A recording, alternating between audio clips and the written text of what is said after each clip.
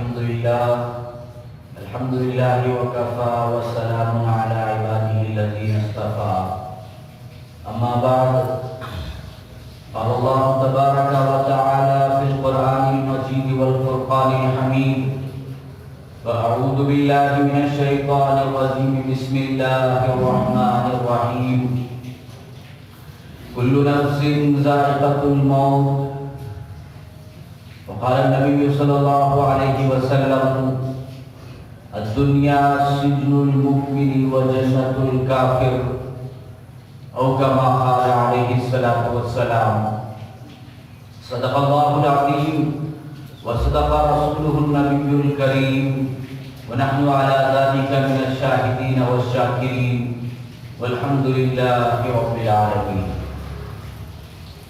بزرگان محترم، حاضرین کرام،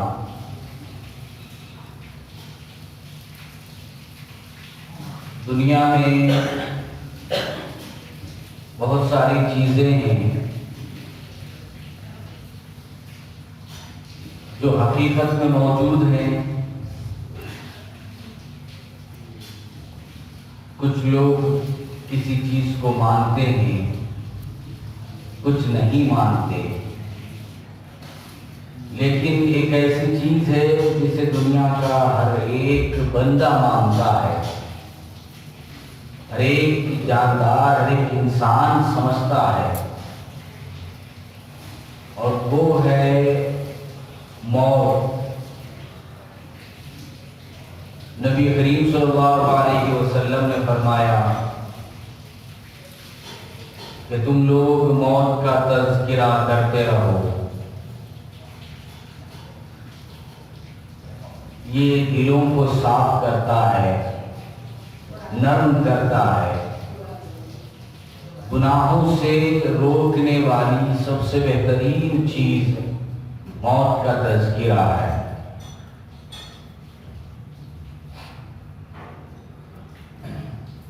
عربی میں اس لفظ کے بارے میں کئی تعریفیں کی گئی. الموت الانتقال من دار الفناء الى دار البقاء. موت کہتے ہیں فنا کے گھر سے نکل کر باقی رہنے والے گھر کو جانے کو موت کہتے ہیں. الانتقال من دار العمل الى دار الجزاء. عمل کی جگہ سے نکل کر بدلے کی جگہ جانا جہاں بدلہ دیا جاتا ہے. الانتقال من دار الغرور الى دار السرور. دھوکے کے گھر سے نکل کر خوشیوں کے گھر کی طرف جانا. الانتقال من دار الزوال الى دار الکمال. یہ بھی کہا گیا زوال کے گھر کو چھوڑ کر کمال کے گھر کو جانا جو باقی رہنے والا مکمل. اللہ تعالیٰ فرماتا ہے کل نفس ذائقۃ الموت.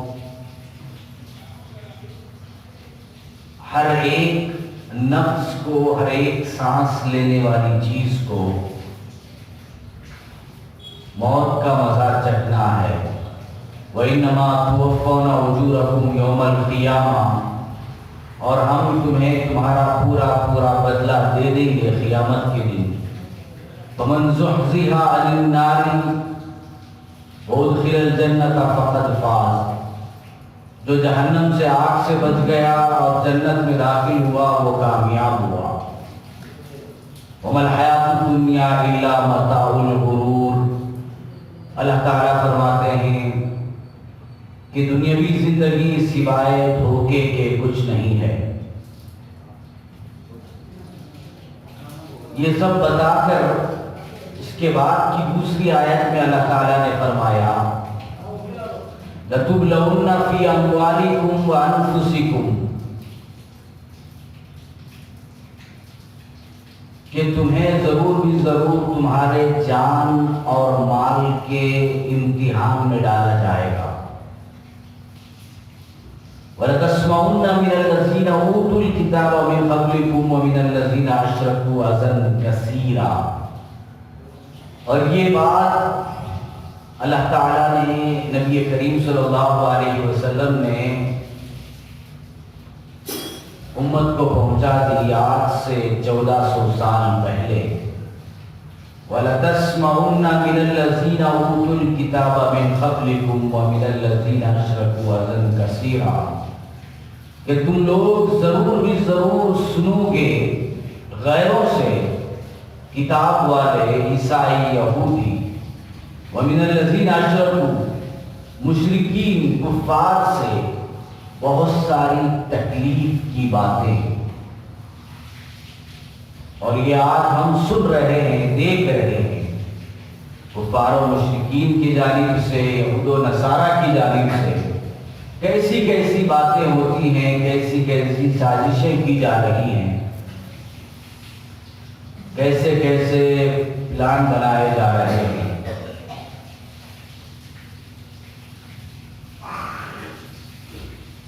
یہ سب ہے، ہم اس سے گزر رہے ہیں. اللہ تعالیٰ فرماتا ہے وَإِن تَصْبِرُوا وَتَتَّقُوا فَإِنَّ ذَلِكَ مِنْ عَزْمِ الْأُمُورِ.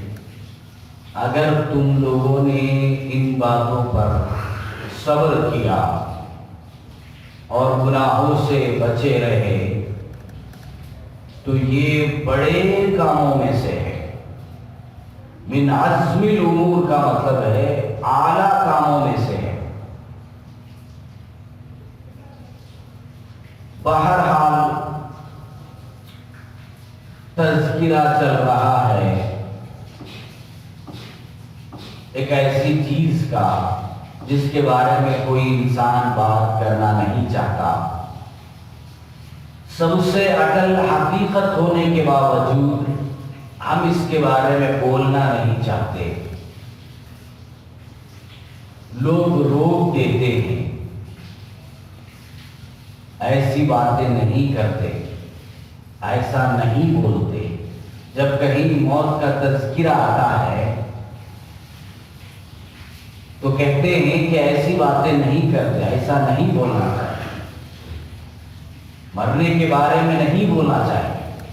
جبکہ آقا فرما رہے ہیں اس کا تذکرہ کرو، یہ تمہیں تمہارے گناہوں سے روک دے گا.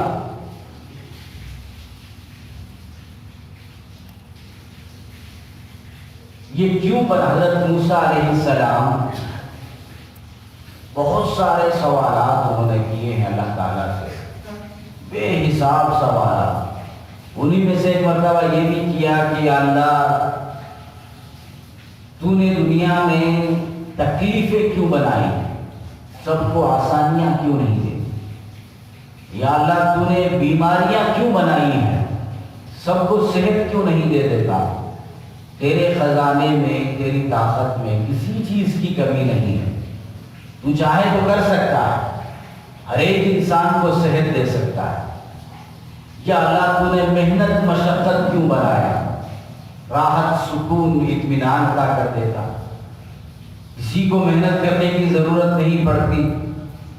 اپنے گھر بار کے لیے، اپنے بیوی بچوں کے لیے بندہ صبح و شام کام کرتا رہتا ہے کہ کچھ کما لیں، گھر بار چلے، زندگی چلے. تو یہ سوال حضرت موسیٰ نے کر دیا یا اللہ محنتیں کیوں بنائی، سب کو آسانیاں سکون دے دیتا، تیرے خزانے میں تو کسی چیز کی کمی نہیں ہے. پھر ایک سوال آخر میں یہ بھی کر دیا کہ یا اللہ تو نے موت کیوں بنایا، سب کو زندگی دے دیتا، سب زندہ رہتے، کوئی مسئلہ کسی طرح کی پریشانی نہیں ہوتی. اللہ تعالیٰ نے فرمایا اے موسیٰ میں چاہوں تو یہ سب دے سکتا ہوں، ہمیشہ کی صحت، ہمیشہ کا اطمینان، ہمیشہ کی مالداری ہر ایک کو، اور ہمیشہ کی زندگی سب کو. صرف ایک وجہ ہے اے موسیٰ میں نے یہ چیزیں بنائی ہیں، تکلیف، بیماری، غریبی، پریشانیاں، موت، کہ بندے انہی وجہ سے مجھے پکارتے ہیں، یہی چیزیں ہیں جن کی وجہ سے لوگ میرے سامنے ہاتھ پھیلاتے ہیں، مجھے یاد کرتے ہیں کہ یا اللہ پریشانی آ گئی اسے دور کر دے، کہ یا اللہ بیماری آ گئی اسے دور کر دے، کہ یا اللہ غریبی آ گئی ہے اسے دور کر دے، تکلیفیں آ گئی ہیں اسے دور کر دے۔ یہی وہ چیزیں ہیں جن کی وجہ سے بندے مجھے یاد کر لیتے ہیں۔ اے موسیٰ اگر میں یہ بھی ہٹا دوں تو وہ تو بالکل بھول جائیں گے۔ تو بہرحال اللہ تعالیٰ نے یہ بنائی، اس کی وجہ یہ ہے کئی وجوہات بیان کیے گئے ہیں اس سلسلے میں۔ نبی کریم صلی اللہ علیہ وسلم ایک مرتبہ آقا بیٹھے ہوئے ہیں، کسی کا جنازہ گیا سامنے سے، آقا نے فرمایا یہ یا تو مستریح ہے یا مستراح ہے۔ صحابہ نے پوچھا یا رسول اللہ صلی اللہ علیہ وسلم اس کا کیا مطلب ہے؟ آقا نے فرمایا یا تو اسے راحت مل گئی ہے، اس کی زندگی، مرنے والے کی زندگی تکلیفوں میں تھی، پریشانیوں میں تھی، اسے راحت مل گئی۔ اچھے بندے اگر جاتے ہیں تو اس کا مطلب یہ ہے کہ ان کو راحت مل گئی۔ ایک انصاری صحابی رضی اللہ تعالیٰ عنہ کے پاس ان کے آخر وقت میں نبی کریم صلی اللہ علیہ وسلم موجود تھے۔ حضرت اسرائیل علیہ السلام تشریف لائے تو آقا نے فرمایا اسرائیل تھوڑا نرمی کا معاملہ کرو، آسانی کے ساتھ ان کو موت دینا، تکلیف نہ ہو۔ حضرت اسرائیل نے فرمایا یا رسول اللہ صلی اللہ علیہ وسلم میں ایمان والوں کے ساتھ بہت ہی نرمی کا معاملہ کرتا ہوں، بہت ہی آسانی کے ساتھ۔ حدیثوں میں آتا ہے کہ بندہ جب ایمان والا انتقال ہوتا ہے تو فرشتے ایک کپڑا لاتے ہیں اور اس کے سینے پر رکھ دیا جاتا ہے، اس سے ایسی خوشبو نکلتی ہے کہ جس کی وجہ سے بندہ اس میں کھو جاتا ہے، اسے پتہ بھی نہیں چلتا، جیسے آپریشن کرنے سے پہلے ڈاکٹر بے ہوشی کا انجیکشن لگاتے ہیں تاکہ مریض کو تکلیف نہ ہو، انستھیزیا دیا جاتا ہے، بالکل اسی طرح فرشتے لا کر وہ خوشبو کا کپڑا رکھ دیتے ہیں جس سے بندہ اس خوشبو میں ایسا کھوتا ہے کہ اسے خبر ہی نہیں ہوتی کہ اس کی موت آ چکی ہے۔ اس کے بعد حضرت ابراہیم فرماتے ہیں یا رسول اللہ صلی اللہ علیہ وسلم میں تو بہت ہی نرمی کا معاملہ کرتا ہوں، اور جب لوگ رو رہے ہوتے ہیں گھر میں مرنے والے کو دیکھ کر اپنوں کے جانے کے غم میں رو رہے ہوتے ہیں تو حضرت اسرائیل فرماتے ہیں کہ تم کیوں رو رہے ہو؟ اللہ کی قسم میں نے کوئی ظلم نہیں کیا ہے، نہ میں نے اس کے وقت سے پہلے اس کی جان لی ہے، نہ وقت سے دیر، نہ میں نے اسے کوئی تکلیف پہنچائی ہے۔ اللہ کی قسم میں تو اگر چاہوں اپنی مرضی سے ایک مچھر کی بھی جان نہیں لے سکتا، میں تو وہی کرتا ہوں جو اللہ کرنے کا حکم کرتے ہیں، جس کی جان نکالنا ہے اس کی جان نکالتا ہوں، غلطی نہیں کرتا۔ تم لوگ اس پر رو رہے ہو، تمہیں اس بات پر رونا چاہیے کہ پتہ نہیں تم میں سے کس کا وقت آنے والا ہے۔ یقین جانو میں تم میں سے ہر ایک کو تمہارے ماں باپ سے زیادہ بہتر جاننے والا ہوں۔ حضرت اسرائیل فرماتے ہیں ماں باپ اپنے بچوں کو سب سے اچھی طرح جانتے ہیں، پیدا ہونے سے لے کر مرنے تک اگر زندگی ہے تو ماں باپ اچھی طرح دیکھتے ہیں اپنے بچے کو، ہر ایک انداز سے، ہر ایک اینگل سے معلوم ہوتا ہے، اس کی فطرت معلوم ہوتی ہے۔ حضرت اسرائیل فرماتے ہیں میں تمہارے ماں باپ سے تمہیں زیادہ جانتا ہوں، ہر ایک کو دن میں 5 مرتبہ میں غور سے دیکھتا ہوں، مجھ سے کوئی غلطی نہیں ہوتی۔ تو بہرحال یہ نیکوں کا مسئلہ ہے، بندہ نیک ہو، صرف یہ نہیں کہ اللہ کے بڑے نیک بندے ہیں ان کے ساتھ، بلکہ ایمان والوں کے ساتھ بھی یہ خوشی کی بات ہے۔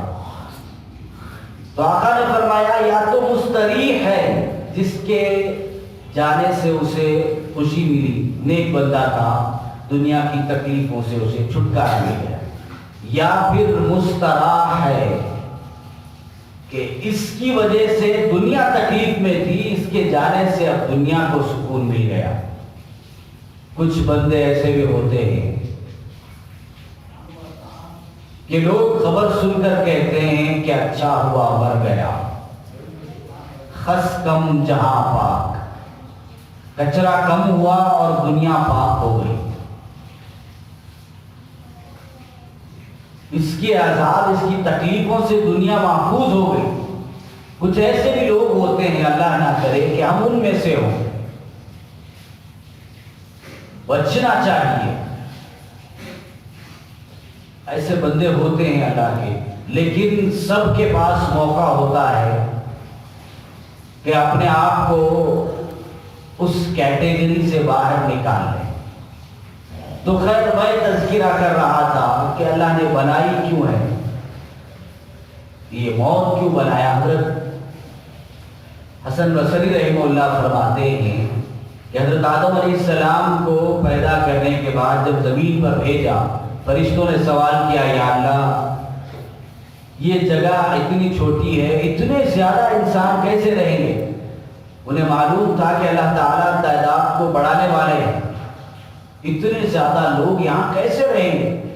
اللہ نے فرمایا میں ان کے بیچ میں موت کو ڈال دوں گا، آبادی وقت وقت پر لیول ہوتی رہے گی، کم ہوتی رہے گی۔ تو فرشتوں نے کہا یا اللہ پھر تو کوئی ٹھیک سے زندگی گزار ہی نہیں سہے گا، اس کی تکلیف ہے، موت کے بارے میں ہمیشہ سب کو خیال رہے گا۔ اللہ نے فرمایا میں ان کے بیچ میں امید کو ڈال دوں گا۔ یہ امید ہی ہے جس کی وجہ سے ہم لوگ غفلت میں پڑے رہتے ہیں، اپنی زندگیاں، اپنے خوشیوں میں بہت زیادہ مگن ہو جاتے ہیں۔ کبھی کبھار یاد آتا ہے تو افسوس کرتے ہیں اور سوچ لیتے ہیں کہ کیا ہوگا، کیسے ہوگا، کیا کریں گے جاتے وقت، پھر تھوڑی دیر کے بعد بھول جاتے ہیں، ذہن سے نکل جاتا ہے۔ یہ اللہ نے ڈال دیا۔ دوسرا، ایک ہے تکلیفوں سے راحت، دوسرا ہے آبادی اللہ تبارک و تعالی برابر رکھنا چاہتے ہیں، اور تیسرا جو بہت بڑا اور سب سے بہترین مقصد، موت کا مقصد سب سے بہترین وہ ہے اللہ تعالی سے ملاقات کرنا۔ یہ ایمان والوں کے لیے دنیا کے شروع سے لے کر دنیا کے آخر تک جتنے بھی ایمان والے آئیں گے ان کے لیے سب سے بڑی بات ہے، جس رب کی ہم نے پوری زندگی عبادت کی ہے، ہم نے جسے کبھی نہیں دیکھا، اس کے دیکھنے کا ایک ہی طریقہ ہے اور وہ موت ہے۔ اس کے بعد ہی حضرت ابراہیم علیہ السلام کا وقت جب آیا تو حضرت اسرائیل تشریف لائے جان نکالنے کے لیے کہ میں آپ کی جان نکالنے کے لیے آیا ہوں۔ حضرت ابراہیم نے فرمایا هل رأيت خلیلا یقبل روح خلیلی، کیا تم نے کسی ایسے دوست کو دیکھا ہے جو اپنے دوست کی جان نکالے؟ حضرت اسرائیل پریشان ہو گئے، اللہ کے پاس واپس گئے اور جا کر سنایا کہ میں حضرت ابراہیم تو ہے، آپ انہیں خلیل کہتے ہیں، دوست کہتے ہیں، وہ یہ کہہ رہے ہیں کہ کیا کوئی دوست ایسا بھی ہوگا جو اپنے دوست کی جان نکالے؟ اللہ نے جواب دے کر بھیجا حضرت اسرائیل کے ہاتھوں.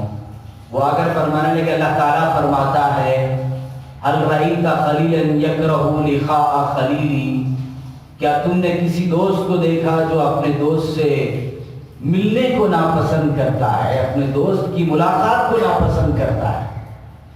جیسے ہی یہ لفظ سنا حضرت ابراہیم نے کہ اللہ سے ملاقات کرنا ہے، فوراً تیار ہو گئے. ٹھیک ہے جلدی نکالو، فوراً نکالو، جان نکالو. اب اس سے بڑی بات کیا ہوگی؟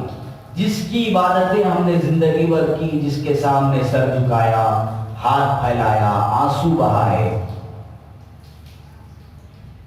نمازیں پڑھی، جس کے لیے عبادتیں کی، جس کے نام پر قربانیاں دی، روزے رکھے، آج اسے دیکھنے کا موقع ہے. اور یہ ایک ہی طریقہ ہے اور وہ موت ہے. یہ بھی بڑی خوشی کی بات ہے تیسری وجہ بنانے کی. ایک مسلمان کو تسلی کے لیے اللہ اور اس کے رسول صلی اللہ علیہ وسلم کیا کیا طریقے عطا فرما رہے ہیں. علماء نے لکھا ہے کہ یہ بھی ایک مسئلہ ہے، موت کا یہ بھی ایک بہترین پہلو ہے کہ اس کی وجہ سے نبی کریم صلی اللہ علیہ وسلم اور صحابہ سے ملاقات ہوگی، جن کے تذکرے سن سن کر ہم بڑے ہوئے، جن کی قربانیاں، جن کی باتیں، جن کی عظمتوں کا تذکرہ، ان کے سنہرے دور کا تذکرہ جو بار بار ہم سنتے ہیں. نبی کریم صلی اللہ علیہ وسلم کی مبارک زندگی کے بارے میں جو بچپن سے لے کر مرنے تک بندہ سنتا ہے، ہر ایک مسلمان، آج ان سے ملاقات ہوگی. حضرت بلال رضی اللہ تعالیٰ عنہ کا آخری وقت آیا تو ان کی اہلیہ رونے لگی. وَحُزَنَاهُ، ہائے افسوس، میرے شوہر کی موت ہو رہی ہے، میرے شوہر جا رہے ہیں. حضرت بلال نے فرمایا کہ یہ وقت غم کی بات کرنے کا نہیں ہے. وَحُزَنَاهُ نہیں بلکہ وَتَرَوَاهُ کہو، ہائے خوشخبری کہو، ہائے خوشخبری. غدًا ألقى محمد وأصحابه، کل وہ دن ہے جب میں نبی کریم صلی اللہ علیہ وسلم سے اور ان کے ساتھیوں سے ملاقات کروں گا. یہ تو خوشخبری کی بات ہے. تو موت یہ بھی ایک خوشی کی بات لے کر آتی ہے اپنے ساتھ کہ اللہ سے بھی ملاقات ہے، نبی کریم صلی اللہ علیہ وسلم سے، صحابہ سے. تکلیفیں تو ہیں.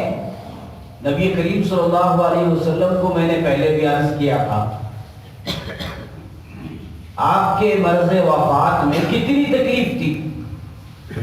حضرت فاطمہ رونے لگی کہ میں نے پہلے بھی لوگوں کو مرتے ہوئے دیکھا لیکن آپ کی تکلیف بہت زیادہ ہے. رونے لگی. نبی کریم صلی اللہ علیہ وسلم نے حضرت فاطمہ کے کان میں کچھ کہا، اس کے بعد ان کے چہرے پر خوشی کے آثار نظر آئے.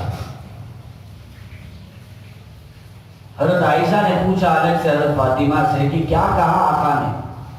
یہ بات تو ہمیں بھی غمگین کیے ہوئے ہے کہ آقا جانے والے ہیں دنیا سے.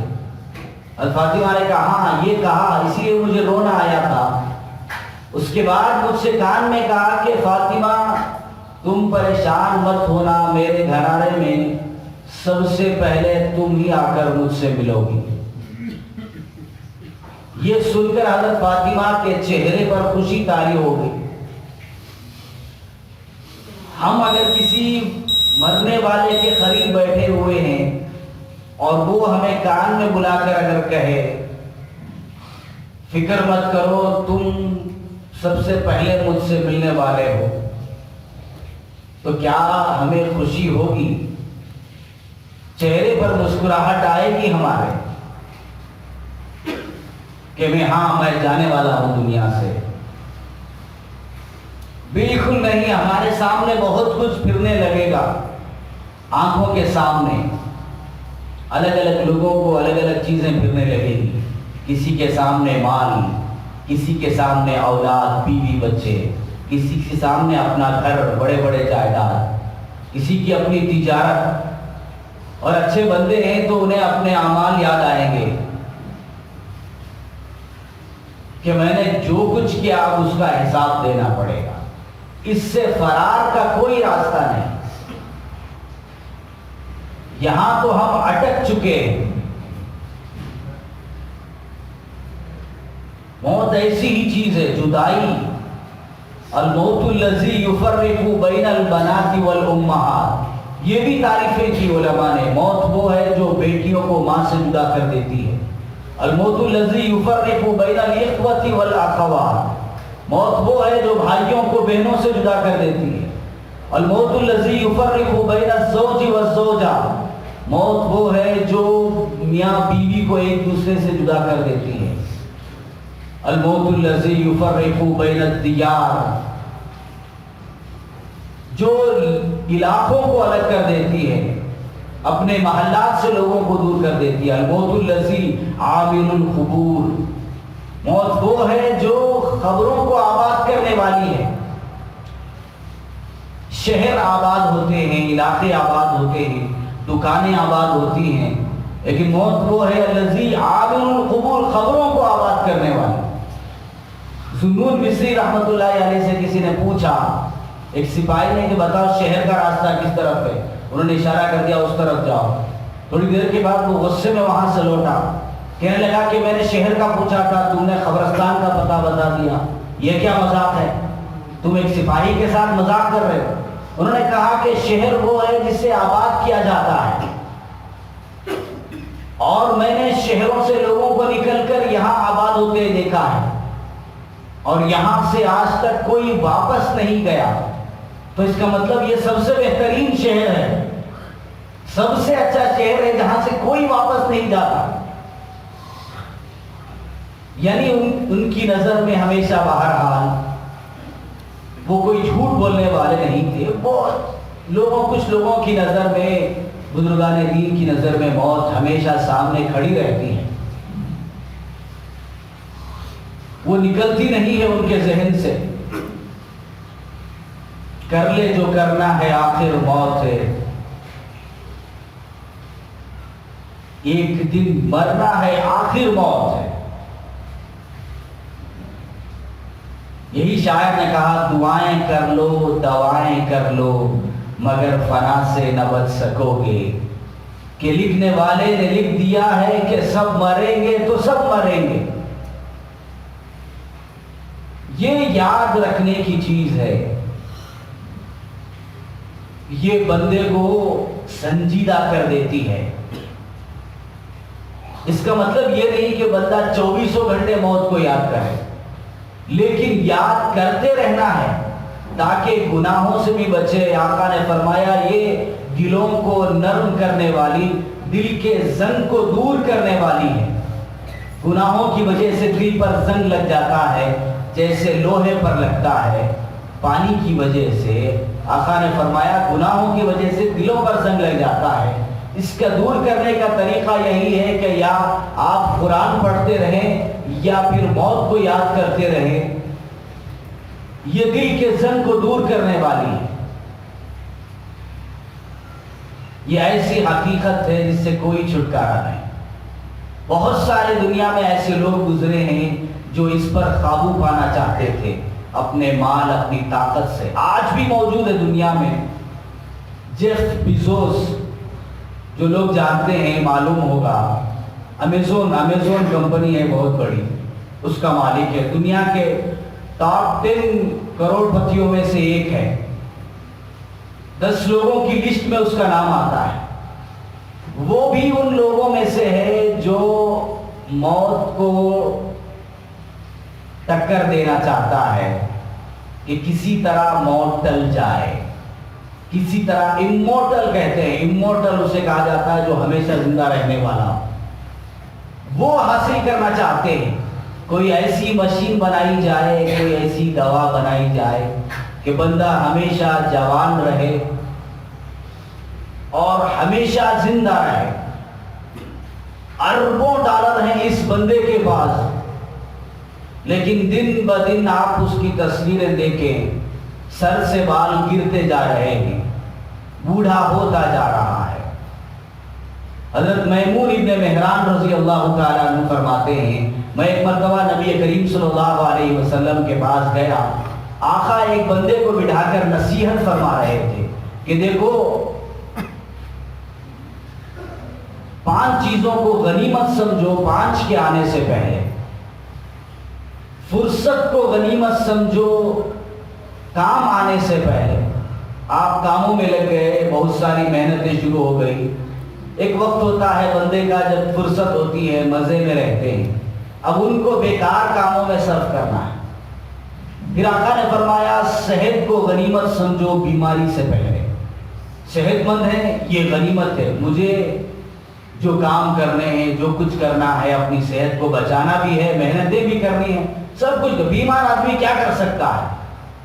پڑا ہوا ہے بستر پر کہ بھائی عبادت کر لو، مجھ سے اٹھا نہیں جاتا، ڈاکٹر نے پانی کو ہاتھ لگانے سے منع کیا ہے، میں یہ کھا نہیں سکتا، جسم میں جان نہیں، ہڈیوں میں جان نہیں ہے، کمر کو جھکا نہیں سکتا. سالوں سے بہت سارے لوگ پڑے ہوئے ہیں. آقا نے یہی فرمایا کہ دیکھو غنیمت سمجھو تم صحت مند ہو بیماری آنے سے پہلے، اور پھر بڑا خوشحالی ہے تمہاری زندگی میں، اسے غنیمت سمجھو بدحالی آنے سے پہلے. یعنی اللہ تعالیٰ نے اچھی زندگی دے رکھی ہے، بہت زیادہ مالدار نہیں ہے لیکن اچھی زندگی ہے، تو اسے بھی غنیمت سمجھو غریبی، مفلسی اور لاچاری آنے سے پہلے. پھر آقا نے فرمایا اپنی زندگی کو غنیمت سمجھو موت آنے سے پہلے.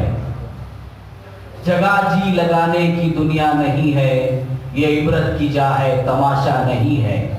یہی دھن ہے تجھ کو رہوں سب سے بالا، ہو زینت نرالی ہو فیشن نرالا، تجھے حسن ظاہر نے دھوکے میں ڈالا. جگہ جی لگانے کی دنیا نہیں ہے، یہ عبرت کی جا ہے تماشا نہیں ہے. لیکن لوگ تماشا ہی سمجھ کر زندگی گزارتے. الدنیا سجن المؤمن و جنت الکافر. آقا نے فرمایا مومن کے لیے قید خانہ ہے، تو ایک قید خانے میں گزارنے والا جیسا قیدی ہوتا ہے ویسے گزارے. اس کی سوچ کہ مجھے نکلنا ہے یہاں سے، یہ حقیقت ہے. بہرحال اسے بھولنا نہیں ہے. آقا نے فرمایا یاد رکھو اسے، موت کو یاد رکھو، اس کا تذکرہ کرتے رہو جب موقع ملے تب. اس سے تمہارے دل نرم ہوں گے، گناہوں سے تم بچ جاؤ گے. بندہ سوچنے لگتا ہے ابھی میں نے اسے دفن کیا، کل مجھے دفن کریں گے، اس کے بعد کیا ہوگا، کون آئے گا. وہ ساری ہمارا اسٹائل، ہمارا طرز زندگی، ہماری خوبصورتی، میری گاڑی جسے میں نے بہت ہی خرچہ کر کے بہترین اور خوبصورت ماڈیفائی کیا، میری کار جسے میں نے بہترین انداز میں ماڈیفائی کیا، بہت زیادہ قیمت کے لائٹ منگا کر لگوائے، میرا گھر جس میں ٹائلس میں نے اس طرح لگوائے ہیں، دروازہ اس تختے کا بنوایا ہے جو بہت قیمتی ہے، ہر چیز میں نے بہترین سے بہترین، سوئچ ایسے لگائے جو کبھی خراب ہونے والے نہیں، اسٹینلیس اسٹیل کے نل منگوا کر لگائے ہیں اپنے گھر میں، وہ ایسے ہی رہ جائیں گے، استعمال کرنے والے چلے جاتے ہیں. تو یہ سب کرنے سے روکا نہیں جاتا. گھر بنوائے، گاڑی استعمال کرے، لیکن ذہن میں یہ بات ہونی چاہیے کہ میں اسے چھوڑ کر جاؤں گا، اس کے ساتھ ہمیشہ رہنے والا نہیں، نہ میں نہ کوئی اور. تو یہ چیز ہمیں روکے گی غلطیوں سے، ہمارے دلوں کو صاف رکھے گی. اللہ تبارک و تعالی موت کو سامنے رکھ کر زندگی گزارنے کی ہمیں توفیق عطا فرمائے. دھوکے سے، دنیا کے دھوکے سے، مال کے دھوکے سے، ہر ایک دھوکے سے اللہ ہم سب کی حفاظت فرمائے. آمین. وآخر دعوانا الحمدللہ رب العالمین. اپنی اپنی سنتوں سے فارغ ہوتا ہے.